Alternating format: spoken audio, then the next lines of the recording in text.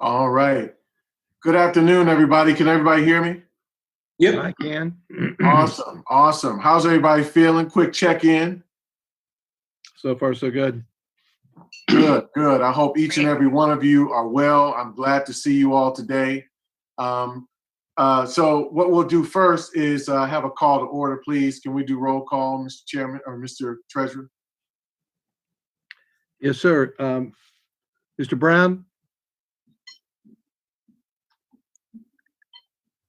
Here. Mr. Cole, Present. Mr. Green, Here. Awesome. Ms. Johnson, Here. Mr. Jordan. Yep, you got to unmute.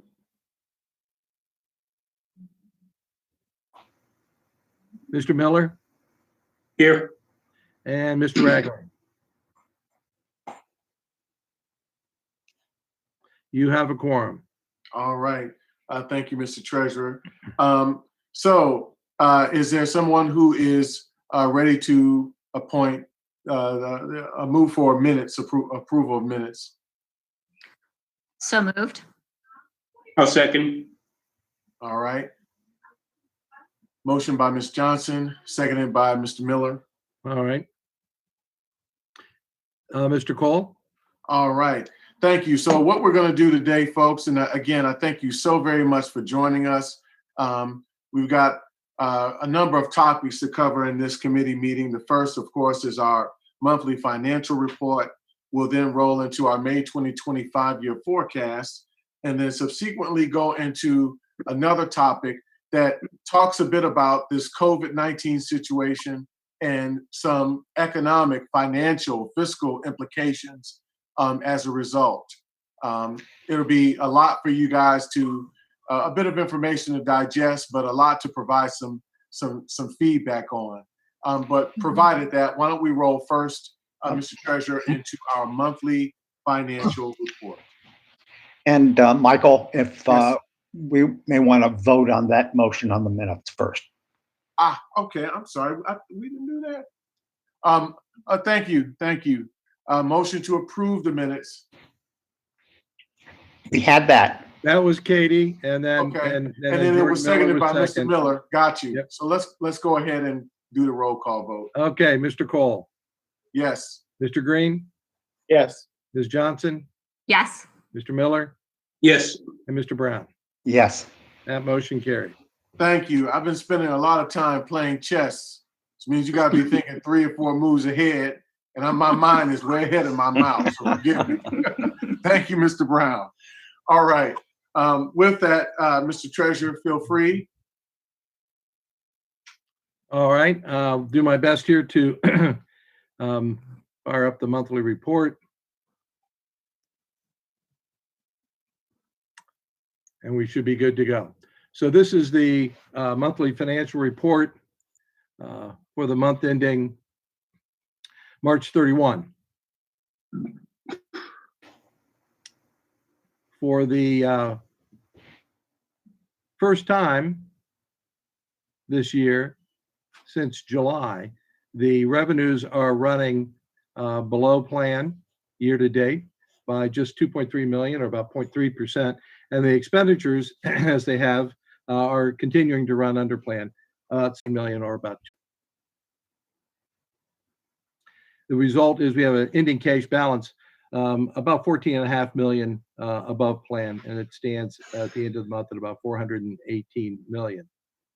Getting into revenues, you can see that property taxes, we did settlement this month, and unfortunately it came in less than what we had anticipated. It drove our year-to-date under. I know previously we had been running ahead of plan, maybe about 4 million, and I noted back then that we had to wait for this settlement period to see if that would hold true. It ended up that it didn't. The plan called for about 290 million this settlement, which is the first half of calendar year 20 settlement, and we received just over 279 million, approximately 11 million less than planned. So the net impact of that was to drive us 5.5 million under plan. A small percentage, but yet still under plan. State and success funding. This month, there was a kind of a large variance this month, but if you look at the graph in the MD&A, you'll see that our historical receipts indicated that there would be a spike in the state revenue this month, and that's what the plan called for. But this year it seems to be much smoother month to month, and so that's why I believe that 14 million will resolve itself down to pretty close to 11.8 million we've been talking about all year long. Other revenues, a popular topic at all of our reviews here. Just graphical representation here. You can see again, very close on property taxes and other revenues stand out a bit. When we delve into the categories for other revenues, you'll see that within an investment income reside definitely are clear in this graph. Correspondingly for those categories, again, you can see that the dollar variances, the orange bars in this graph, state revenue and other revenues are the larger amounts. They tend to actually offset themselves almost dollar for dollar, which is why we're so close year to date. The percentage variance is clearly all other revenues stand out in this graph. When we get to my table, you can see here property taxes changed in terms of direction from favorable to category. Expenditures, personnel declined in terms of their variance down to about 2.5 million plan year to date, and that's a very small percentage on the 441 million expended. So it's very, very close to being on plan. Salaries and wages, just 100 are really the major contributor to the under plan, which is they're running about 2.3 or 2.7% under plan on 129 million year-to-date expended. You know that between now and the end of the year, we will be recoding some personnel expenditures over to the, and I want to just kind of remind, typically we are under plan on the personnel line. Our conservative forecast creates us running under plan. And in the previous years, like back in fiscal 19, we ran about 2.5% under plan, which was about 15 million under plan. In fiscal 18, we were 2% under plan, about 10.9 million. And in fiscal 17, about a million variance. And so month above plan for the balance of the fiscal year, April, May, and June, that would drive us about another 4.5 million unfavorable. And then that would end up about 2 million over plan by the end of the year. But once we recover under plan, it's pretty close to where we would have anticipated it, had to make these adjustments for the school wellness and success fund. So I mean to confuse that, but I wanted to look at it in terms of what will we normally expect, and then what will we actually see by the end of the year. So we should again finish under plan on personnel. Purchase services continue to run under plan. Year to date, they're about 11.8 million under. Community schools make up about 1.5 million of that, and other purchase services, the remainder 10.2%. In purchase services, professional and technical services, property services, and the utility electricity lead the way under plan outside of community schools and the scholarship deductions that we have. All the other items in non-personnel are just 2.1 million under plan, about 6.5% on a $30 million year-to-date. It's a fairly small component of our overall expenditures. We are 4 million or 0.7% on just under 600 million expended year to date. Graphically, you can see here both charter personnel very much on target. Everything else combined running under. We get into the components of that, you can see the purchase services are clearly the contributor to that under plan variance. Looking at the variances again, just another way to see the purchase services lead the way. Capital outlay, while it's a large percentage variance, it's a very small dollar amount. Even to favorable from unfavorable last month. And the only one that's unfavorable is debt, and it's a very, very small amount. And most of these, except for purchase services, the variance amount is low, and the variance percentage. Revenues year to date down ever so slightly, 0.3%. Expenditures continue to run under at 2% to plan, and our cash balance is up, which is always pretty good.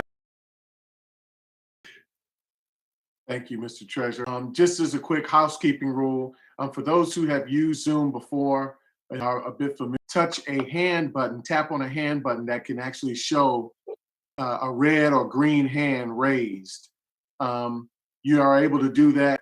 Otherwise, you can just kind of wave a hand if you want to chime in and ask a question. But right now, are there any questions for the treasurer for this monthly report?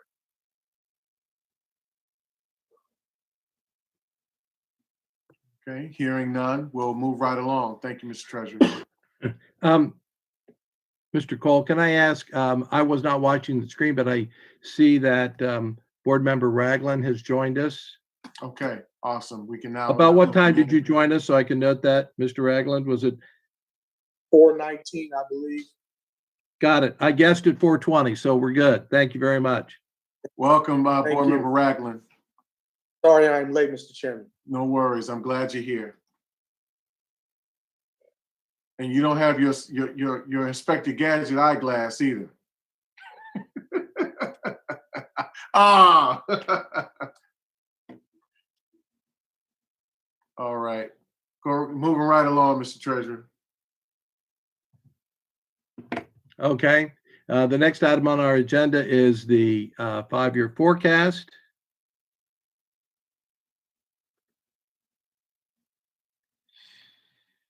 And we should have it right there. This is the May update to the 5-year forecast.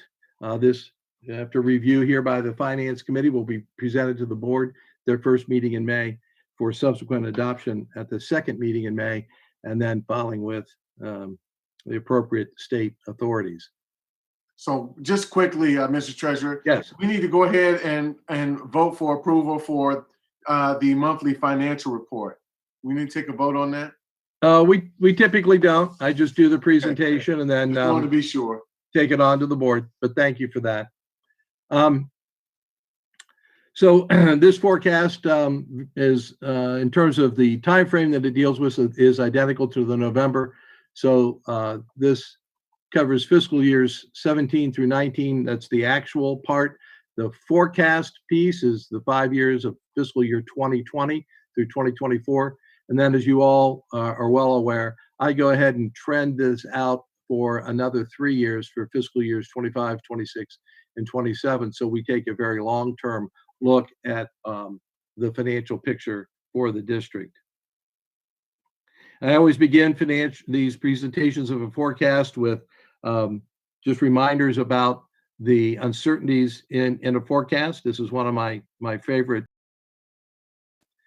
And then we update it here in April, or when any event of significance takes place. And back in 16, the significant event that took place was the passage of an operating levy, which then caused us to file an updated report in December. ODE's publication on how to read a 5-year forecast, and then based upon that knowledge, we extrapolate out into the future, making some assumptions. Obviously, the further out we go into the future, the less certain things become. Lots of things that can happen, lots of variables to deal with, some not so much in our control, but we do our best to try and get a grip on them and at least make all those assumptions well known so that we know what is the basis for making our projections. So again, this is our snapshot today. I'm going to tell you about my assumptions, how I came up with some of the lines some of that, one of them in particular in some detail, just to give you an idea of my methodology and what stands behind this forecast. So now for the May 2025 year forecast. First thing I like to do is talk to you about what has changed, what we've updated since we last prepared the forecast in November of 2019. First, we've made an estimate for how we're going to end fiscal year 20. And secondly, we've made adjustments to the future years based upon those estimates, because some of our projection relies on what's happened historically, our best estimate for today, and then we use those to as a basis for projecting out into the future. So as we change those estimates for 20, that will impact our projections out into the future years. And then Mr. Gooding has led everybody through a budget process, both on the personnel and non-personnel side for fiscal years 21 through 25. And that data is incorporated here in the forecast. Note that what Mr. Gooding does right now are the 5 years, 21 through 25, and I'm dealing with fiscal years 20 through 24. So he's actually looking out a year even further than we are in putting together the budgets for this budget process. So what Scott's done is then preparation for your appropriation resolution for fiscal 21 that you'll adopt in June. So these are two very similar processes. His is quite frankly a lot more detailed than mine. I'm much more at a macro level when I'm doing the projection, but it's good to use his data in the non-personnel area since it is so specific. As we talk about the various line items, I want to keep your mind focused on the revenue. I provide this look, like as you see, 54% of our revenue comes from property taxes, another 37% from state foundation, and then the various other smaller pieces and parts. So I do this so that we can focus our attention on, where are some of the variances and changes likely to happen, and will they have a large impact on our overall picture? So as you can see, anything that might affect property taxes and or state foundation in terms of magnitude would have much greater impact than, say, all of our non-operating revenues. To give you an idea of that variance, I'm showing you here their contribution to total revenues, but I'm also showing you, based upon the 20 estimates, what a 1% variance would equate to in terms of dollar amount. And you can see here they range from almost 5 events that affect the school district, and which ones catch my attention. I'm more likely to focus on things in the area of property taxes and state aid than I am in the non-operating area. But overall, what this says is that my revenue forecast can be 99% accurate and still have about a $10 million movement either up or down in terms of revenue and the impact it has on cash balance. First line in our forecast, property taxes. I'm showing you here what we received in 19 as actual, what was in the plan for 20. The fiscal year 20 plan is what we measure our actual results against each month. The report I just did for the March financial report is measuring actual against the fiscal year 20 plan. I then show you what we put into the November 19 5-year forecast. And this really is kind of a timeline in terms of development. Fiscal year 19 actual happened. Then we put together the 20 plan in the summer. And then 3 or 4 months later, we put together the forecast. And so my knowledge changes over time. Hopefully we're getting smarter as time passes, but that you can see if there are changes in the numbers, it's probably because some of the information has changed for us. So we had the plan at about just under 525 million. The November forecast, we dropped that down to 520 million. We've received just about that, as noted earlier in the other presentation. We came in under, and so we're forecasting in the end of the year at 519 million in this one. I'll do the same thing for all the other revenue and expense lines. This is how it impacted the 5 years of the forecast. You can see that there were minor changes. Graph here in the bottom left-hand corner to give you an idea, just to remind you that this represents 54% of our overall property taxes, just to put things in perspective. So some minor adjustments here in terms of our forecast for property taxes. This is what the forecast actually looks like, the 3 years of actual and 5 years of the forecast and 3 years projected out. You can see between 2017 and 18 a different slope of the line there, a larger increase. That is due to the levy that we passed in 16. We got half of the receipts, one collection in fiscal 17, but in fiscal 18 we got 2 collections. So that's the end of the growth impact that new levy has. After that, it's relatively flat. I did add for this line a trend line based upon our forecast, and as you can see, all the dots fall on the trend line, except for 17, and again that's due to the 2016 levy. And this represents a growth rate for this time period from FY19 to FY27 of about 1.8% annually. Moving on to state aid. Interesting here, what's $171 million in the plan. But by the time we got to the November, we learned how they were going to handle the school wellness and the school wellness funds, the 11.8 million. So you can see that the November 19 number dropped down, and that's pretty much where we're forecasting to end the year at about $359 million for this fiscal year. This is what the change looked like for the years. Now, one of the things I did do, and this is the only in the forecast that I've done in response to the pandemic and the economic situation we will likely be facing. And I picked this up from a conversation I had with some of my colleagues. We're very concerned, and we'll talk about this later, about what might happen to our state funding. But one of the items we do know is that the casinos are shut, and we receive about $2.5 million in casino revenue. I decided to pull it out of FY21 just for 1 year. It's not a large number in the overall scheme of things, but it was the only thing that I know. Casino revenue is highly likely to be way down in the coming year as a result of the stay-at-home order. So I simply pulled it out just for the 1 year. It looks like in the forecast, and as you know, we've in the general fund, we are getting 0% increase during this biennium year over year, and all of the increase we got goes into the student wellness and safety, the SWSF funds. So there's really no growth at all projected there. Property tax allocation, which is our rollback and homestead exemption. This one jumps around a bit, but it isn't a large overall scheme of things. It's not a large dollar amount. I try and project this based upon the different settlement periods and understanding that we have one levy now that's not subject to rollback.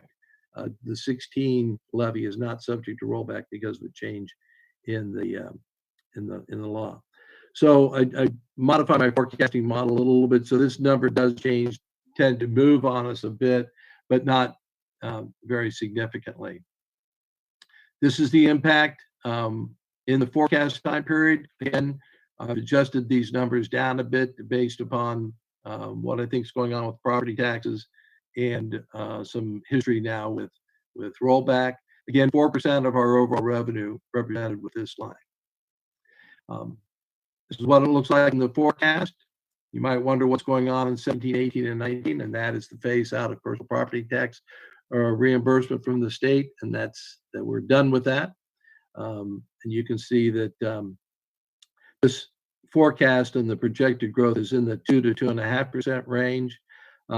Might be a little overly optimistic in terms of growth, but if we're off, as you can see here, we're not off by more than maybe 1 million or 2 a year. But again, we could be a little overly optimistic on this line. Other local. Mr. Treasurer, very quickly. Yes, sir. Is that slight based on pilots? What is it based on that we've seen trending in that could account for that kind of growth? this is strictly the modeling for what percentage of our overall taxes do we receive from the state in terms of the homestead and rollback and homestead exemption. Okay, so you really just have to model this off of what we received in property taxes. So as I modify our revenue in property taxes and look at how that changes the percentage that we're receiving relative for property tax allocation, that's what drives these changes here. So as you can see, remember I reduced our property taxes, and that drives down this number for rollback and homestead exemption. Pilots are in the next category, which would be this one right here, other local. And this is one because, as you can see, we had a banner year back in 19, and we tend to be very conservative. I want to walk through this in a little bit greater detail to kind of a little inside baseball or inside my head what I'm thinking about when I project one of these, this particular revenue line, and what makes this revenue line, what makes this up.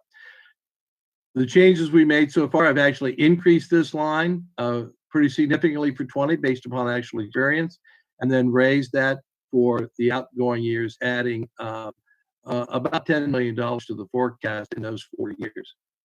Again, it's 4% of revenue, but let's look a little bit deeper into how I get to these numbers. The first thing I do is I've got 6 years worth of actual data, and this is what this chart is showing you. And I've identified the 5 top contributors and then bunched all the other many lines into the win-win and income tax sharing line is another 22%. So this is where I start. I collect the data and look at it historically and what the main contributors and focus my attention there. I'll draw your attention. Pardon me. I'll draw your attention. If I may, Mr. Treasurer. Sure. When do we anticipate the win-win phase out? Is that in the next 2 years? Yes, 2 years. Thank you. Okay. Yep. I just want to know I'm not going crazy. Nope, you're not. And I'll reiterate that you're not going crazy in a coming slide because that's exactly what I'm going to point out. Thank you.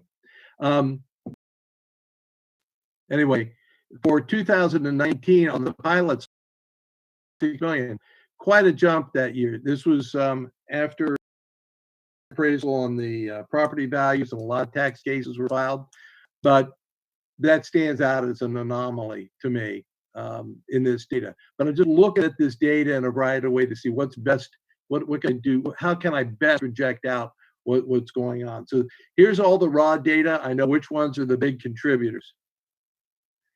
I then move on at looking at average for that 6-year period, 14 through 19. For instance, in pilots, again, quite the range, low of 1.2 million, high of 16.6 with an average of 6.3 million.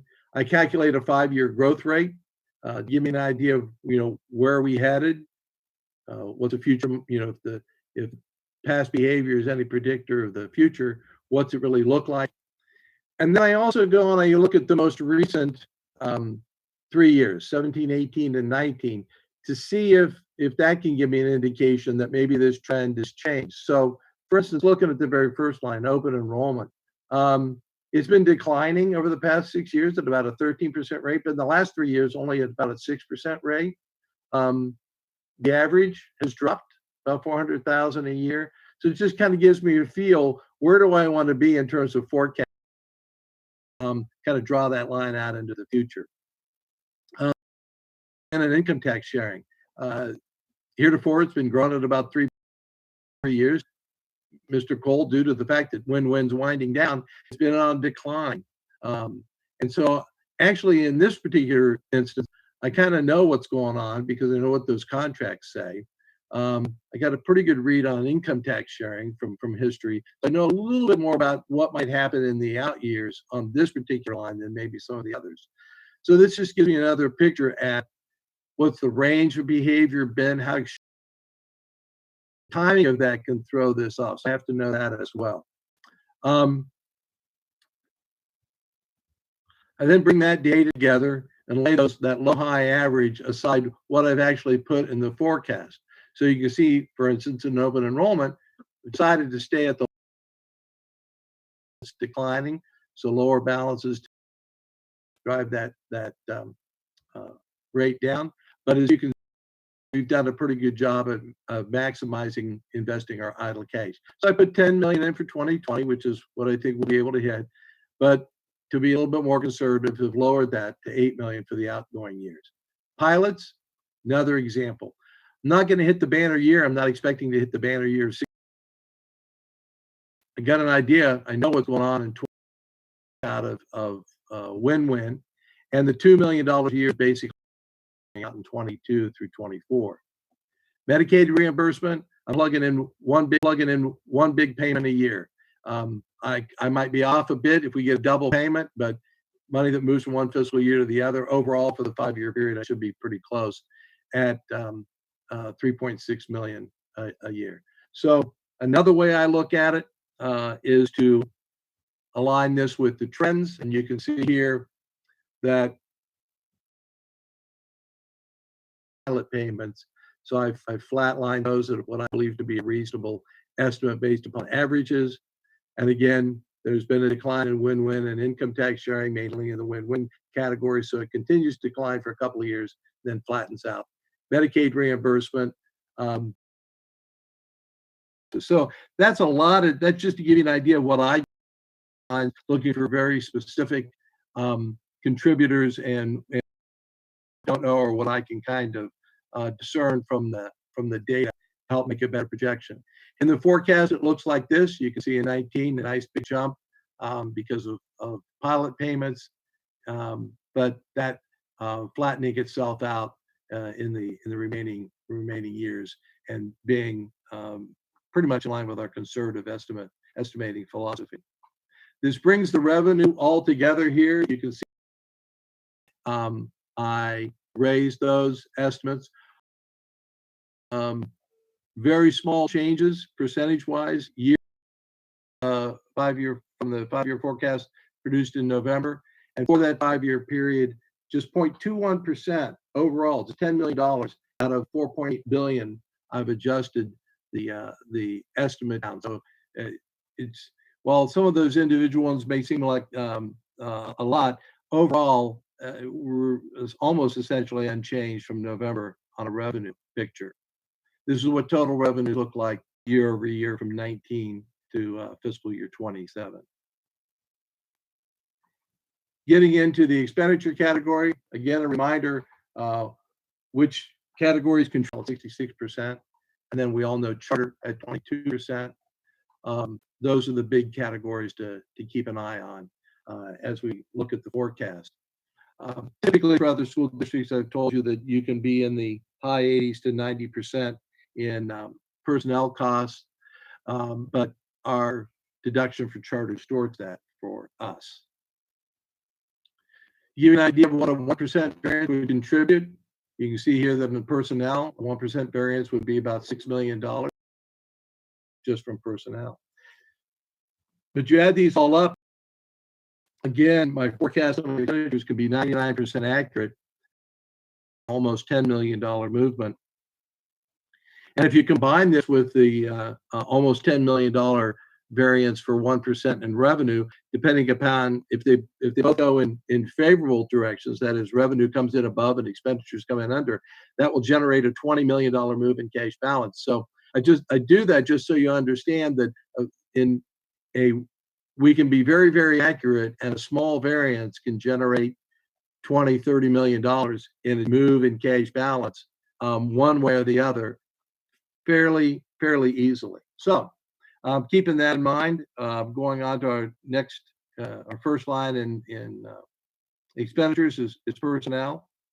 You'll note the biggest thing, I didn't know how we were going to treat the 11.8 million in the student wellness and success funds. We've decided to recode.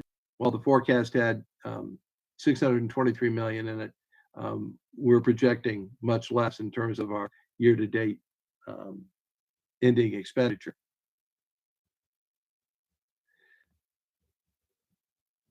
Since the November forecast, this is the impact by salaries and wages and benefits. The bulk of this is the removal of the 11.8 million in FY20 and another 5 in 20 through 24. So 0.8 and the 11.8 out in fiscal year 20, that pretty much 17.3 million reduction that we made in personnel there. They tend to compound themselves over time because of the impact of what we do with things like step increases and base increase projections. So you see that amount grow from 17.3 million. We add 5.2 million in 21 in the student wellness and success funds. So that gets us up to 22.2. And then there's that compounding effect out into the other years. This is the most significant change in the forecast since November. This is what the numbers look like plotted out. The fiscal 24. That's the time period of the forecast. Out to 27, that rate's about 3.7%. Included in here are 3% base increases that were negotiated through fiscal year 22, 1% thereafter, and we include between 2.2 and 2.5%. I'm sorry, 2.2 and 2.25 for steps in this calculation. We've also included the FTE increases for fiscal year 20. I think it's fiscal year 21. 92 certificated and 67 classified, and 5 certificated, I believe, in 22. So there are some FTE increases in this forecast. Purchase services.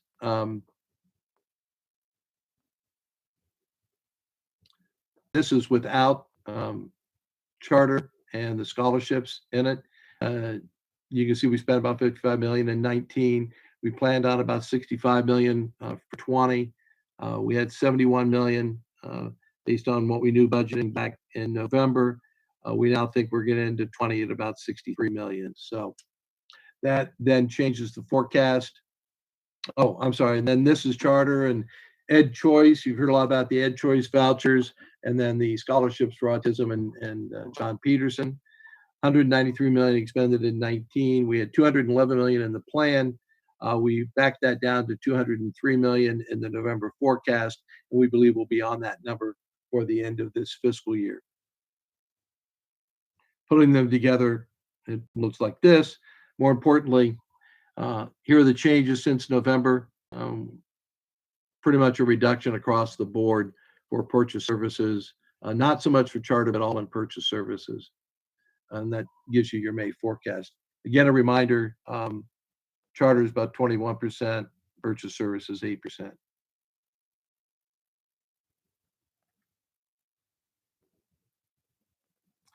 What it looks like in the forecast, this is about a 4% growth rate year over year from FY19 to FY27. And let me add this too. When I used the budgets that I got from Mr. Gooding's work, I went back and looked at the historical percent spent, and for purchase services, I believe it's about 88% or 80% and 90% for supplies and materials. So I have dropped those budget amounts down to make this closer to more of a cash spend number. When we get to supplies and materials, again, smaller contributor, but we're looking at spending about 18 million this year. We had 20 million back in the November forecast. So bringing that forward, we pulled a couple of million out. The budgets indicate that it might grow in the outer years in 22 through 24, so I included that there. You can see that growth. Supplies, materials constitute about 2% of our overall spend. Graphically, there's an interesting jump here. With my 90% historic number, it still looks like a pretty good jump in supplies, materials. This could be one where we would even underspend this, but if we go back to historic levels of 18 to maybe 19 million, it's not a huge variance, 4 to 5 million a year perhaps.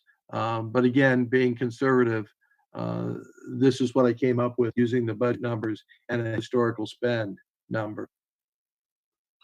Capital outlay, Is there a question? No, Stan, just Scott, just that significant increase there was a textbook adoption from 20 to 21.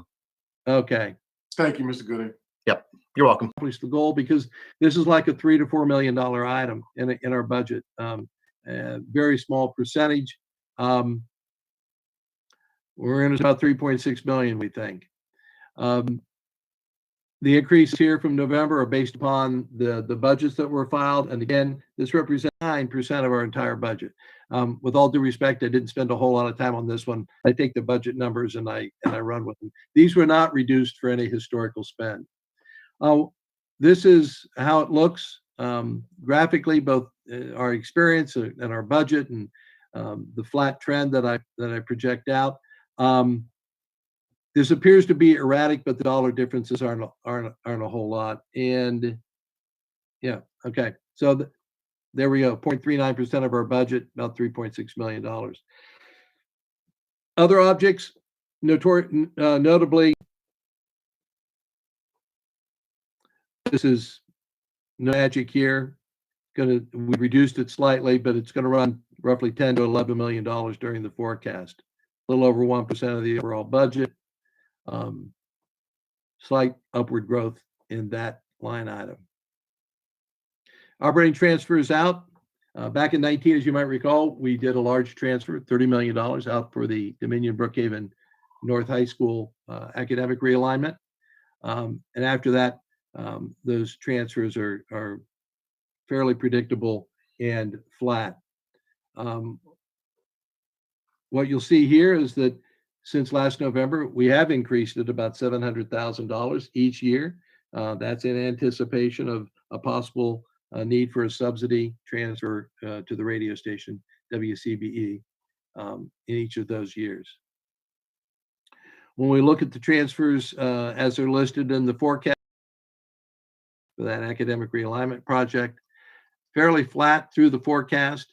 In 2025, it drops down because the debt service transfer of about $3 million for the bus purchase comes to an end in 25.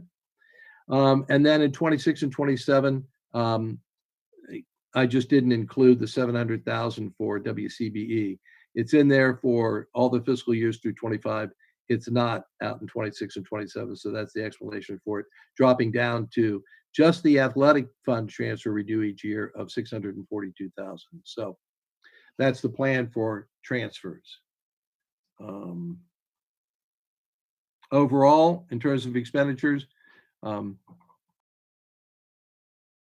is due to personnel, and the bulk of that is due to the treatment of the Student Wellness and Success Fund. So keep that in mind. This is not a huge behavioral change. It's not like we've stopped, we decided not to employ certain people. We've not made a big, again, it's not been a behavioral change. It's been an accounting change mainly on how we're going to recode those expenditures.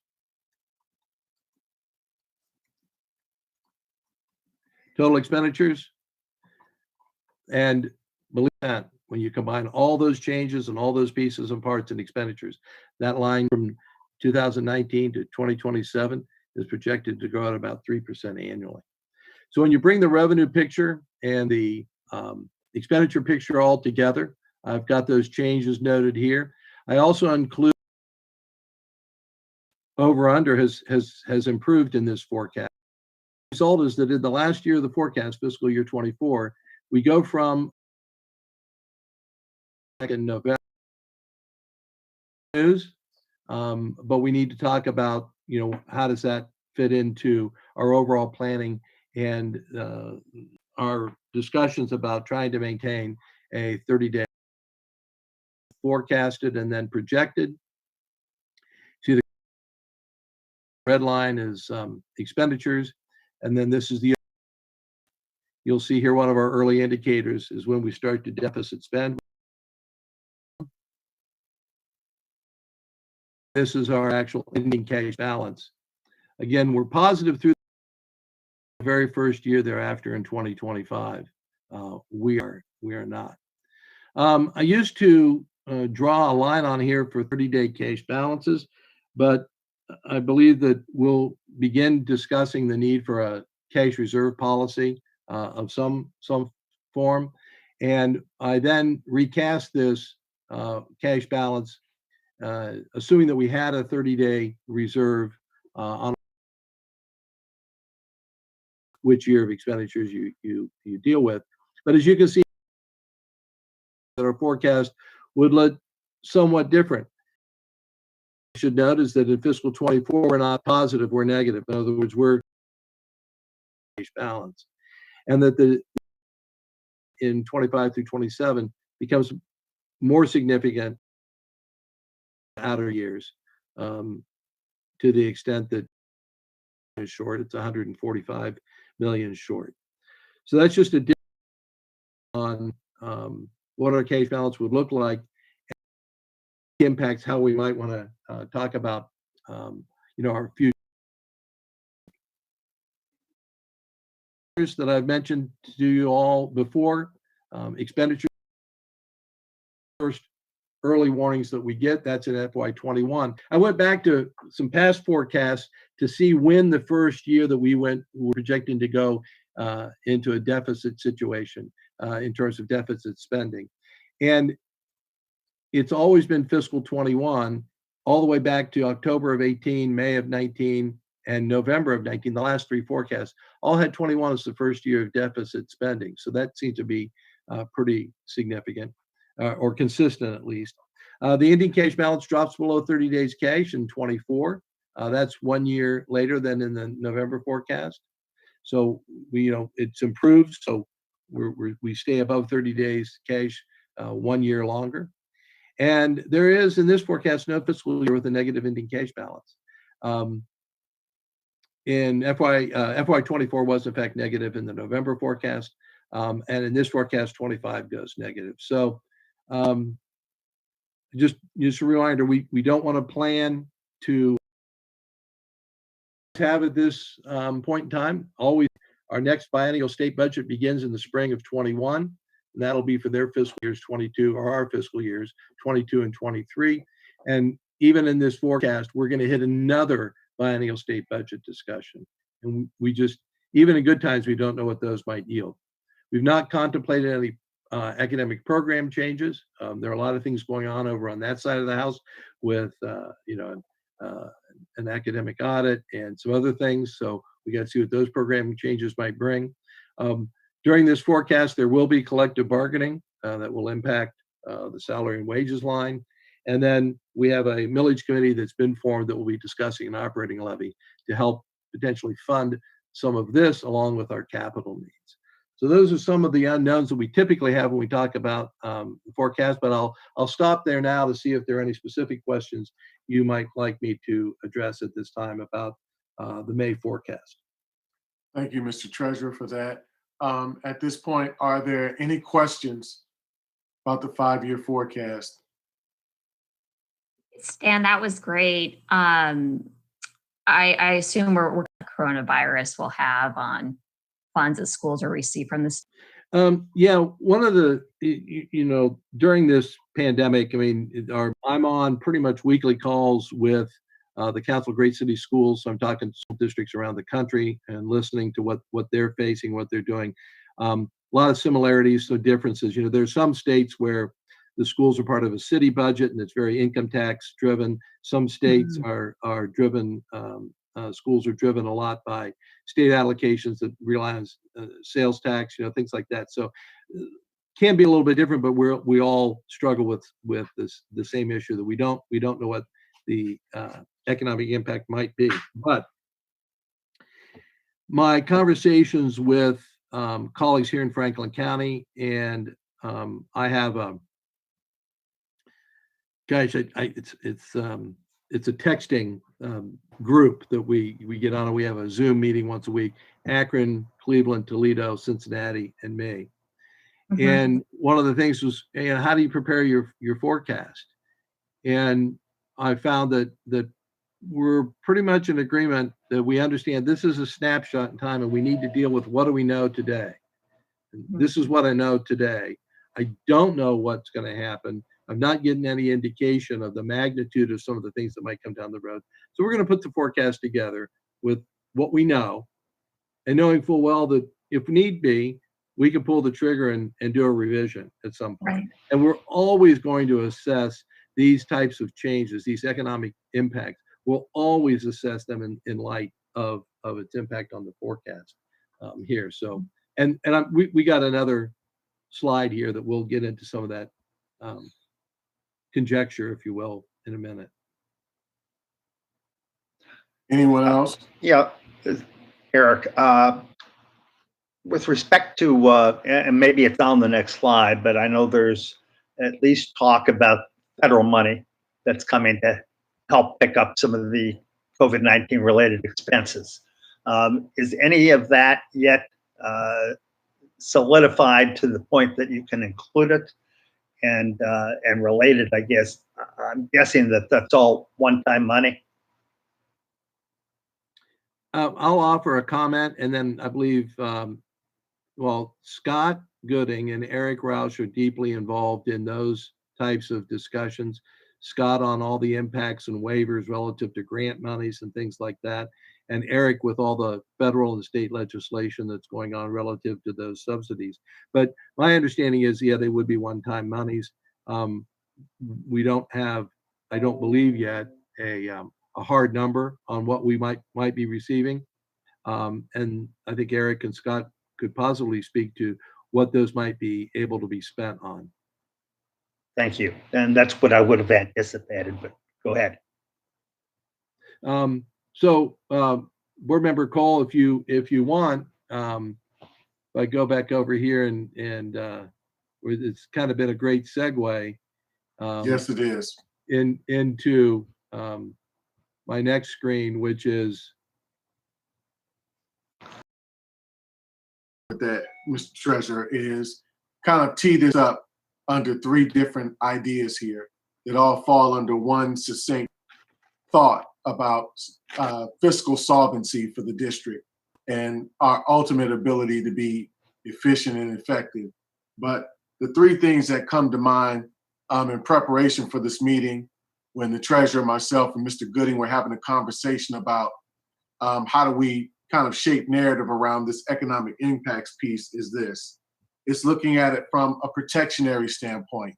How do we protect our students and our staff?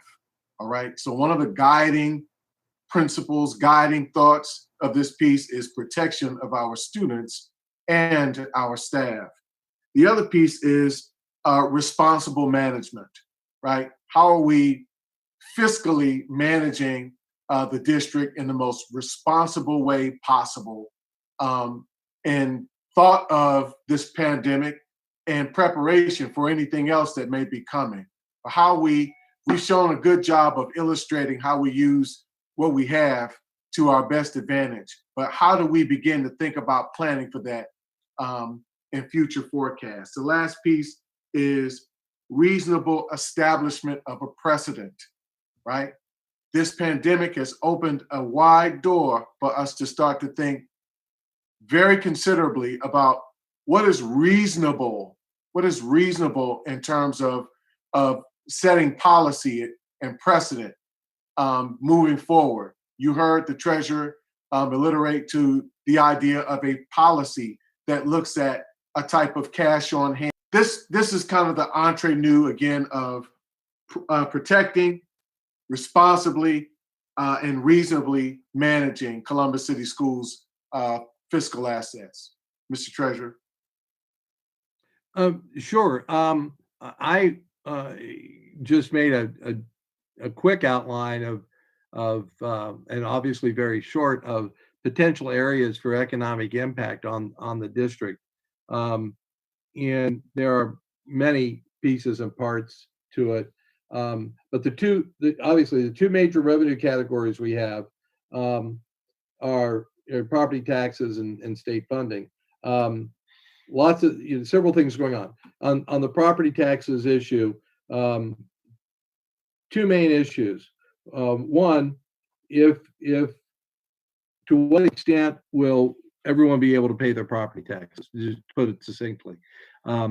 Either this second half it comes up here in a couple of months, June, or even subsequently into calendar year 21.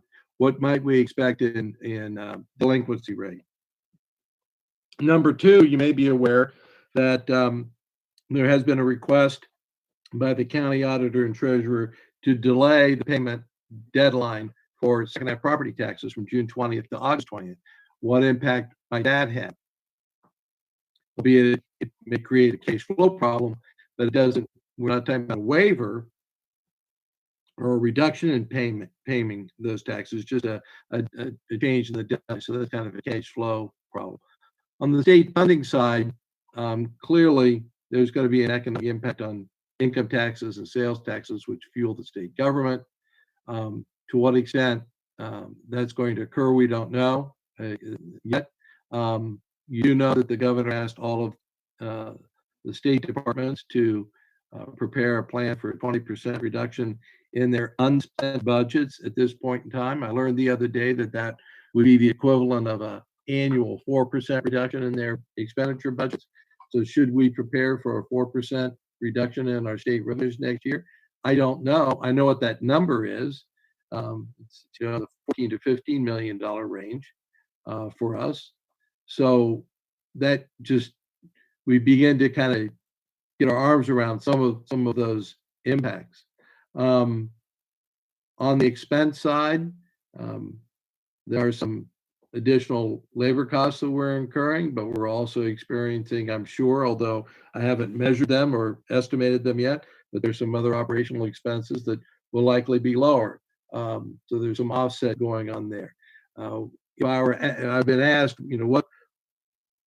what would be the most expensive reaction to the pandemic?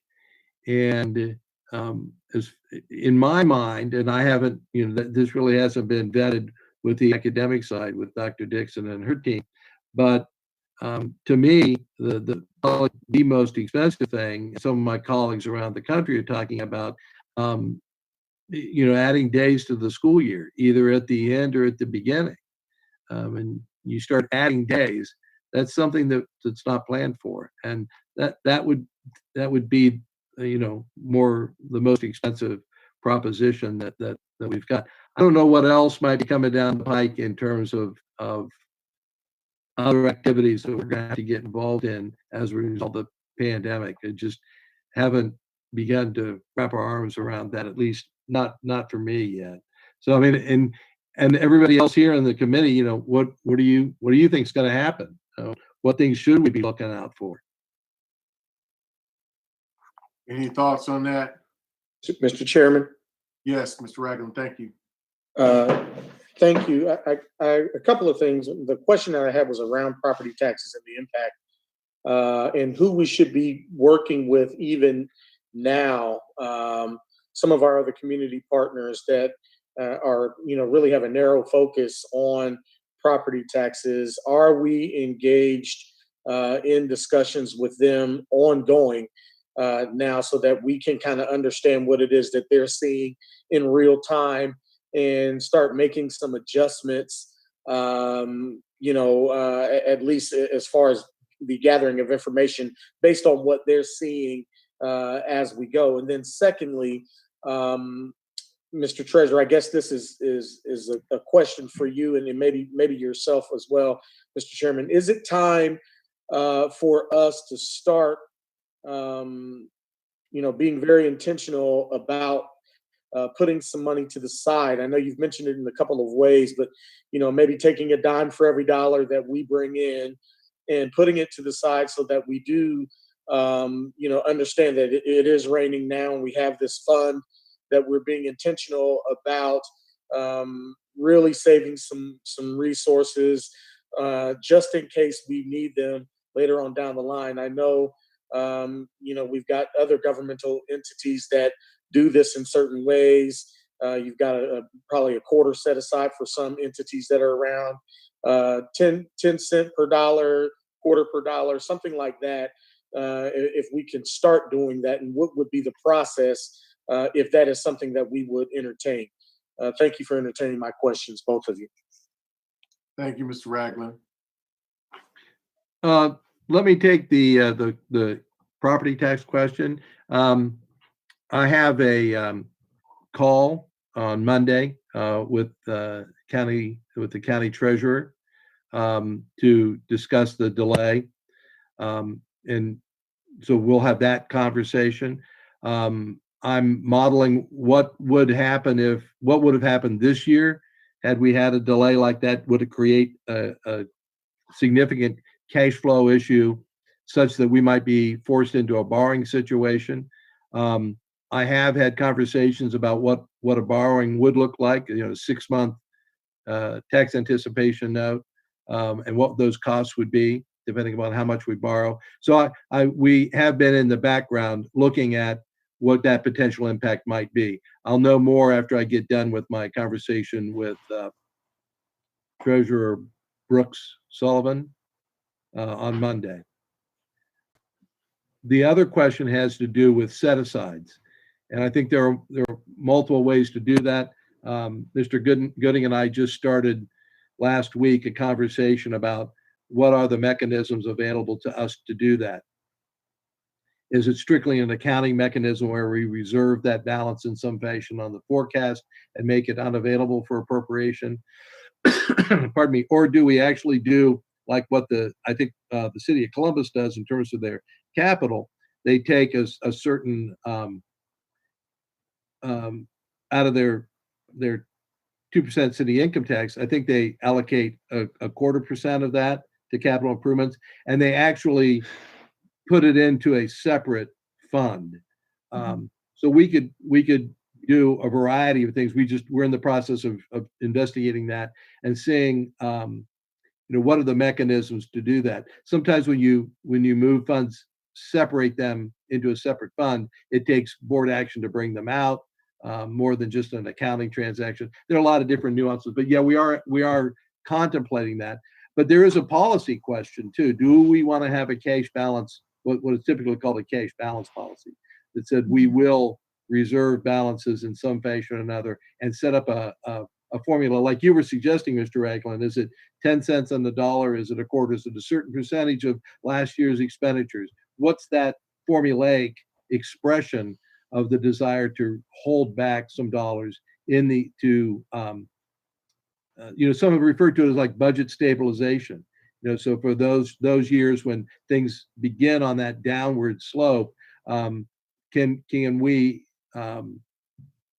I'll say maybe as a last resort, go ahead and dip into that. But if we plan for that, then we're limiting ourselves along the way.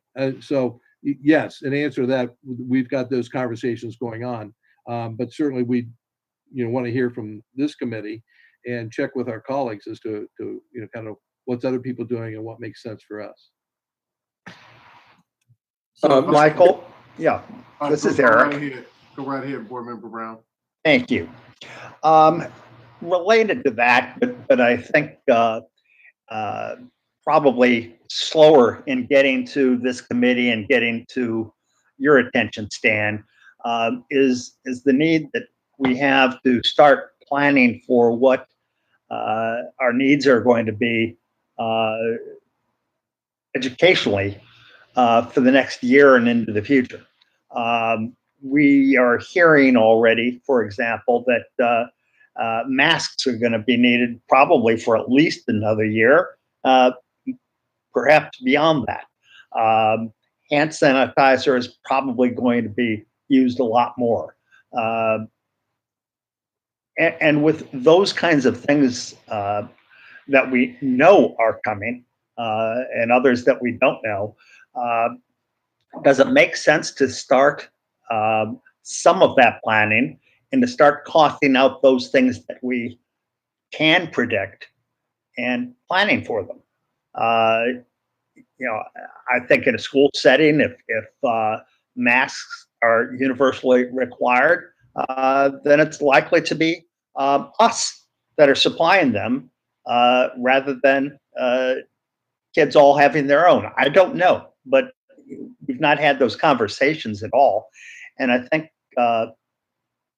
and then a bigger one is distance learning. To what extent are we going to have to continue to increase our capacity to work with students educationally online and make sure they all have computers and access to internet and those things. And I think that it's pretty foreseeable to me that this isn't just going to be done by the start of the next school year. It's a lot of it is looking like it's going to be with us for at least a few years and probably beyond that. Are there any other comments? Thank you for that. Because I think what you just said, both of you, raises a couple of questions.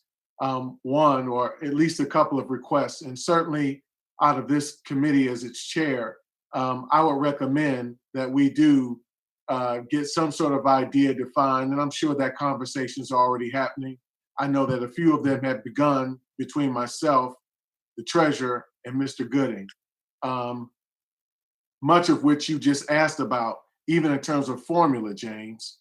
So you and I both are very well aware of what the city puts aside, a quarter out of every dollar, and that whole process that Mr. Dorian started many, many years ago, that put them in AAA bond rating. So yes, the conversation is, A, what are we trying to achieve? Is this the idea of trying to achieve a particular amount for cash balance, whether it's 30-day, whether it's 60-day, what's the most practical to achieve? A. B, academically, what is it that we're trying to achieve in terms of development? And a lot of those assumptions, Board Member Brown, you did raise rather well. The other side of it, though, with particular to some of the resources, I don't know if that would be on the capital side, or would that just be another part of the the operation side of our budget with need for masks and these types of other resources. Is there some conversation that we need to be having then moving forward about costs for pandemic planning? Costs for pandemic planning. And I can already tell you, as some of you know, that there are going to be some major obstructions to that. Not only do you have nation states bidding and competing for bid for these resources, you have states doing the same thing in competition with nation states. But it still doesn't mean that we negate that conversation. I think it's important that we have that conversation. Yes, Katie. Did you have a question, Ms. Johnson? No, I. Who waved their hand? Okay. Good afternoon, Ms. Smith. Thank you for joining us, Madam Auditor. Oh, I've been here. I just been on, had my screen turned off. I know. You don't have a bad hair day, so you didn't have to do all that. I've been a bad nail day, but I just wanted to add to some of the things that Board Member Brown had brought up. We are discussing different alternatives as far as what will life look back when we do go back to school. We know if we don't have a vaccine, it's going to look very different than if we do have a vaccine. So those are some conversations that have been having, internally. And then one of the questions that I had was on if for some reason our rating is adjusted. I think right now, and Stan, you can correct me, are we at a double A? Double A. If, for some reason, and I don't expect the answer right now, but if for some reason, due to everything that is going on, the rating agencies take a look at us and for some reason adjust us downward, what would that do to our financial forecasting? So those are just some things that, we're kind of kicking around in different groups that I have been attending and trying to kind of do some forecasting as far as what that would look like. Yeah, I was on a global call with an S&P webinar type situation, and it's no surprise that they've taken a negative outlook pretty much across the board. Whether or not it means downgrades is a whole nother issue, but certainly a negative outlook.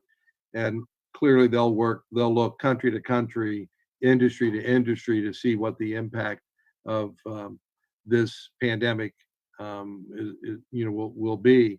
The good news is we're not a terribly active borrower. So it doesn't affect the outstanding cost of our debt, but it would have an impact for any future debt, assuming that we're out there in the next year or two until we recover from whatever it is we're going to head into. So, but that's what I know on that front. Mr. Gooding. Thank you, Chairman Cole. I did want to follow up and address some of the questions that Board Member Brown had.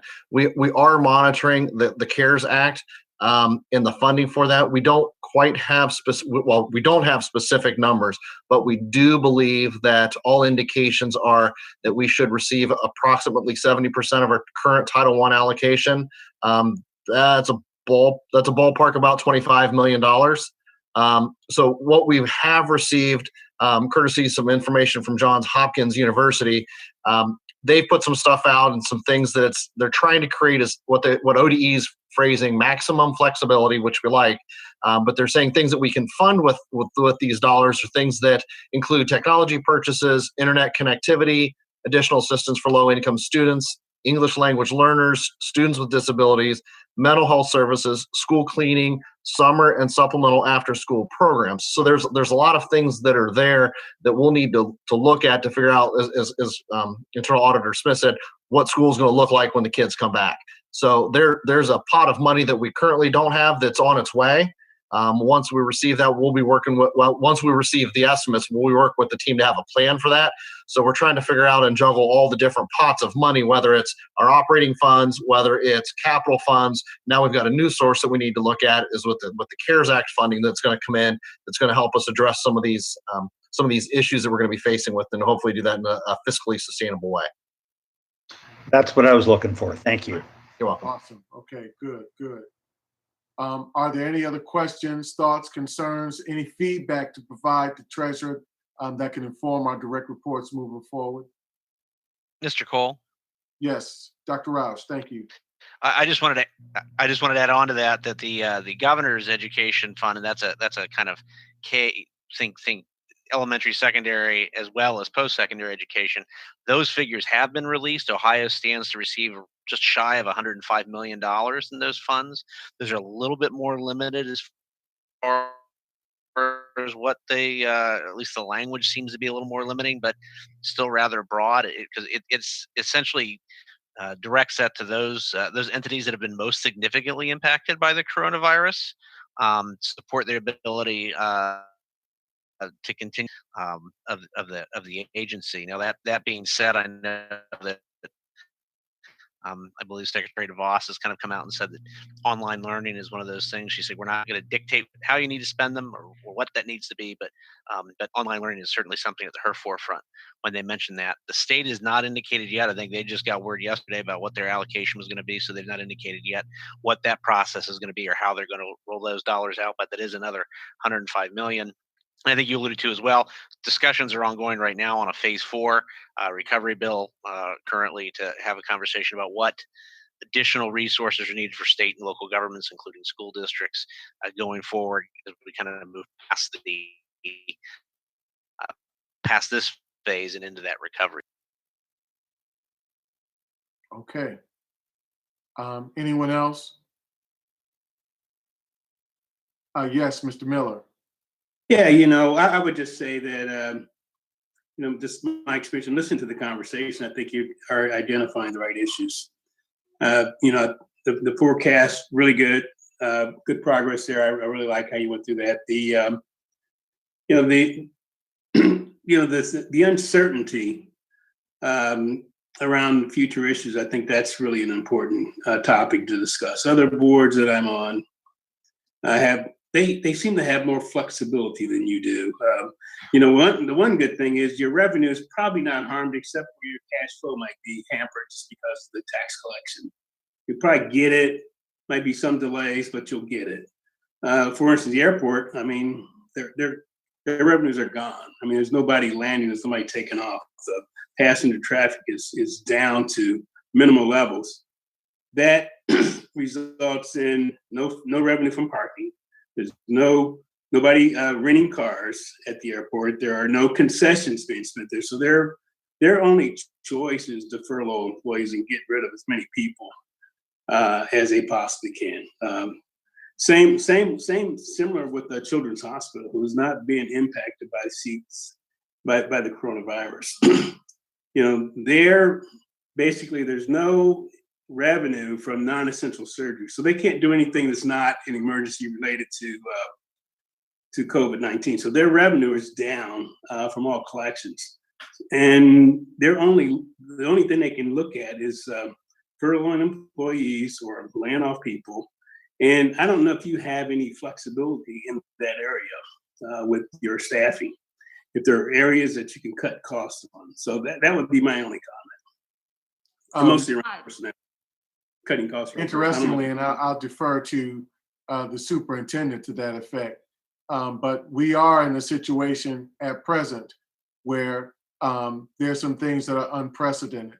One, in which the way that first of all, we're a unique district in that from a collective bargain standpoint, we do identify a pandemic in a particular contract. But what does that ultimately mean in terms of length of time? That has unique impact in terms of how employees who do show up to work are paid. It has some other implications that we need to begin to flesh out and think about.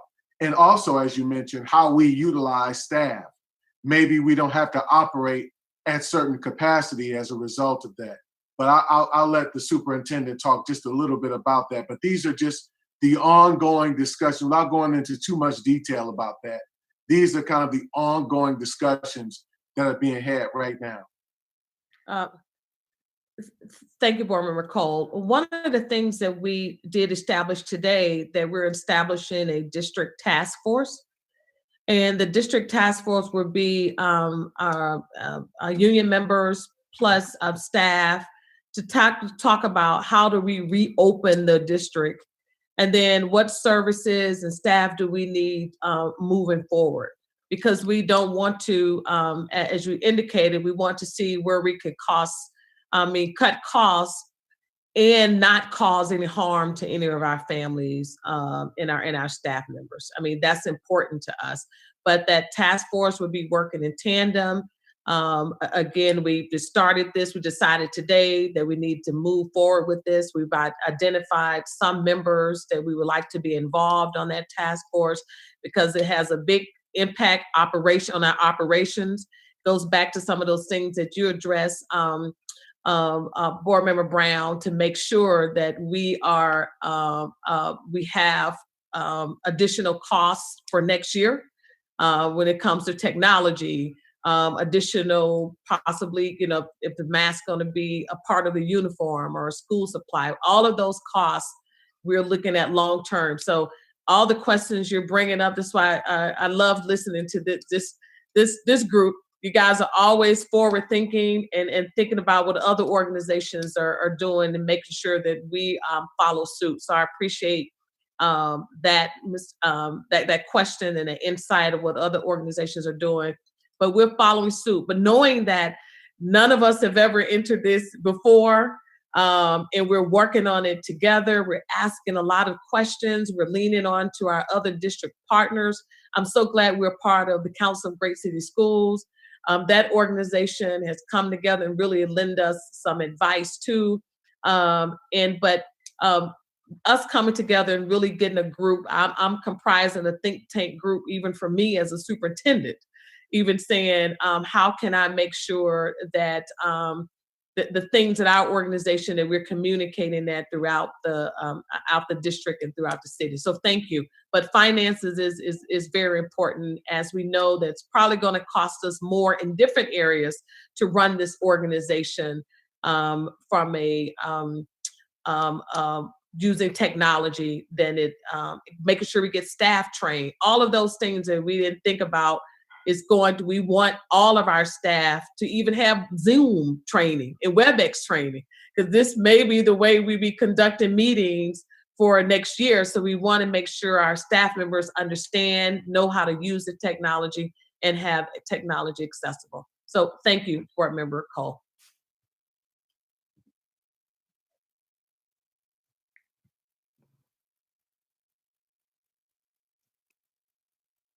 Sorry about that. Are there any other questions moving forward?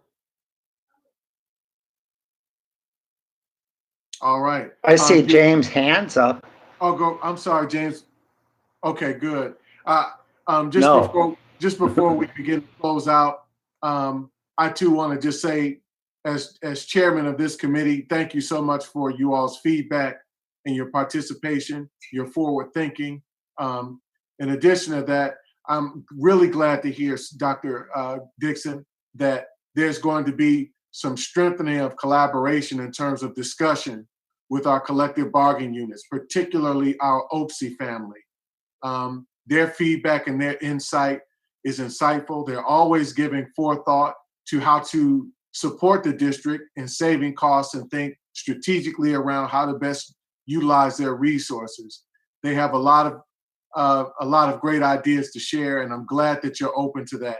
I'll also share that at our board table. So thank you for that. If there's nothing else, Mr. Treasurer, do you have anything for us? I do not. I've completed my reports. Thank you.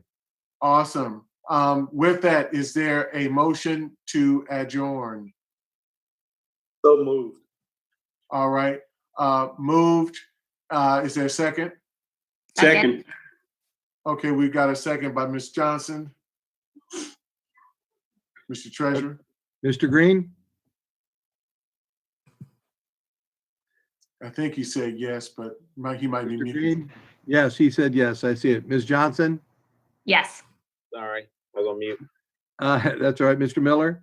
Yes. Mr. Ragland? Yes. Mr. Brown? Yes. And Mr. Cole? Yes. That motion carried. That's great. All right, everyone, have a wonderful time off or time. Please make sure you all stay healthy, practice social distancing, and most importantly, we're going to do this together. We're going to get through all of this together. God bless you all, and thank you. Great job tonight, You guys. too. Thank you. Yeah, good job. Well Thank done.